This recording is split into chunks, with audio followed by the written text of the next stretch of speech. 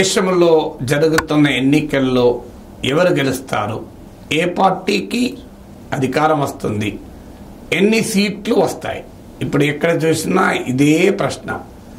నేను ప్రశాంత్ కిషోర్ జోస్యం చెప్పాను నిన్న. ప్రశాంత్ కిషోర్ ఏమన్నాడని, ఈ ఏ ప్రిడిక్షన్తో నేను ఏకీభవించడం లేదు, తిరస్కరించడం లేదు. అంతకుముందు యోగేంద్ర యాదవ్ ప్రిడిక్షన్ చెప్పాను, ప్రశాంత్ కిషోర్ ప్రిడిక్షన్ చెప్పాను. తాజాగా అమెరికా రాజనీతి శాస్త్రవేత్త, ప్రఖ్యాత political scientist of United States Ian Bremmer Mumbai వచ్చాడు. ఆయన ఎన్డీటీవీ ప్రాఫిట్ అనే ఛానల్కి ఇచ్చిన ఇంటర్వ్యూలో ఈ ప్రశ్నకు ఆన్సర్ చేశాడు. సో ఇయాన్ బ్రెమర్ యురేషియా అనే గ్రూప్ ఫౌండరు. ప్రపంచవ్యాప్తంగా ఉన్న రాజకీయ నాయకులు, సిఇఓలు ఆయన కన్సల్ట్ చేస్తూ ఉంటారు. ఎందుకంటే ఈయన political research consultant, risk and research company ఇది. So is considered with political risk consultant గా ప్రపంచంలో చాలా పేరుగాంచిన వ్యక్తి. సో ఆయన చెప్పింది ఏంటంటే, మీరే చూడండి ఈ వీడియోలో ఏమంటాడో అర్థమవుతుంది. Does BJP get more than it did last time on its own? What's the number you guys have? Eurasia Group is pretty consistent with where Modi and the BJP landed last time around, so it's 305 plus or minus 10 seats. Does BJP get more than it did last time on its own? What's the number you guys have? Eurasia Group is pretty consistent with where Modi and the BJP landed last time around, so it's 305 plus or minus 10 seats. So Eurasia group పరిశోధన ప్రకారం భారతీయ జనతా పార్టీకి 305 seats plus are minus 10 వస్తాయని అన్నాడు. అంటే 295 to 315 వస్తాయని. మోడీ మరోసారి ప్రధానమంత్రి అవుతాడు అని.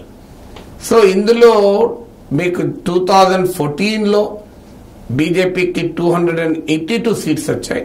272 వస్తే అధికారం సొంతగా వస్తుంది. బీజేపీ స్వతహాగానే మెజారిటీ సంపాదించింది 2014లో. ఎన్డీఏగా 336 336 సీట్లు వచ్చాయి. 2019లో తన పొజిషన్ ఇంప్రూవ్ చేసుకుంది. బీజేపీకి 303 సీట్స్ వచ్చాయి. అలాగే ఎన్డీఏకు 353 సీట్స్ వచ్చాయి. ఇప్పుడు చర్చల్లో బీజేపీ 370 టార్గెట్ పెట్టుకున్నా 303 నిలబడుతుందా, ఇది మొదటి క్వశ్చన్. 272 వస్తాయా, ఇది రెండో క్వశ్చన్. 200 లోపు పడిపోతాయా, మూడో క్వశ్చన్. ఈ మూడు క్వశ్చన్లో చాలా రేర్గా ఒకరో ఇద్దరు మాత్రమే 200 కన్నా దిగువకు పడిపోయే పాసిబిలిటీ గురించి మాట్లాడుతున్నారు. రాహుల్ గాంధీ 150 సీట్లు 120 to 140 వస్తాయని అన్నాడు, 150 వస్తాయని అన్నాడు.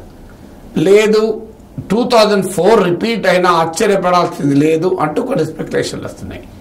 కానీ బ్రాడ్గా ఎక్కువ మంది మాత్రం 303 రాకపోవచ్చు, కానీ మెజారిటీ రావచ్చు అని. సమ్వేర్ బిట్వీన్ 270 to 303 బీజేపీకి రావచ్చు అని.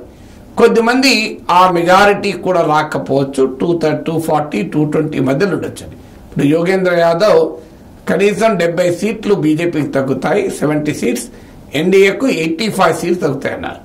అదే జరిగితే అరౌండ్ 230 కాంగ్రెస్ బీజేపీ ఉంటుంది, అరౌండ్ 270 ఎన్డీఏ ఉంటుంది. అంటే ఇప్పుడున్న మిత్రపక్షాలతోనైనా పవర్లోకి రావాలి, లేదంటే ఇంకొకరు ఇద్దరు కలుపుకోవాలి. ఇది యోగేంద్ర యాదవ్ ప్రిడిక్షన్. దేశం మొత్తం మీద కనీసం 70 సీట్స్ అయినా బీజేపీకి తగ్గుతాయని.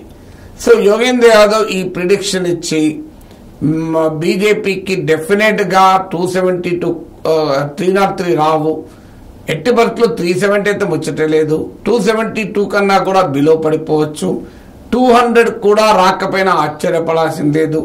ఇలాంటివన్నీ కూడా పొలిటికల్ డొమైన్లో చర్చకు వచ్చిన తర్వాత ప్రశాంత్ కిషోర్ స్టేట్మెంట్ వచ్చింది.